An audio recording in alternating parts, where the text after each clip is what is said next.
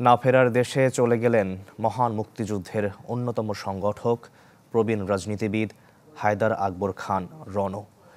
শুক্রবার রাত 1:45 রাজধানীর হেলথ অ্যান্ড হোপ হাসপাতালে চিকিৎসাধীন অবস্থায় শেষ নিঃশ্বাস ত্যাগ করেন তিনি। হাসপাতালটির পরিচালক ও জনস্বাস্থ্য বিশেষজ্ঞ ডাক্তার লেলিন চৌধুরী জানান, দীর্ঘদিন ধরে তীব্র শ্বাসকষ্টে ভুগছিলেন এই বীর মুক্তিযোদ্ধা। কানাডা প্রবাসী নাতি নাতনি দেশে ফেরার পর সোমবার সকালে শহীদ মিনারে শ্রদ্ধা নিবেদন শেষে বনানী কবরস্থানে দাফন করা হবে প্রবীণ এই রাজনীতিবিদকে। তার আগ পর্যন্ত মরদেহ রাখা হবে হিমঘরে।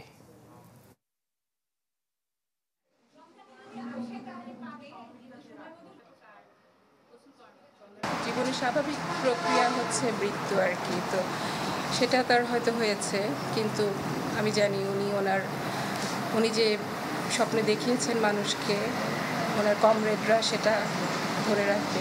রণবাইয়ের নাতিরা দেশে ফিরবেন, আমরা আশা করি সোমবারের মধ্যে ফিরে আসবেন।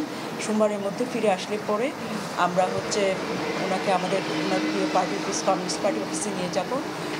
তারপরে শহীদ মিনারে নিয়ে আসা হবে।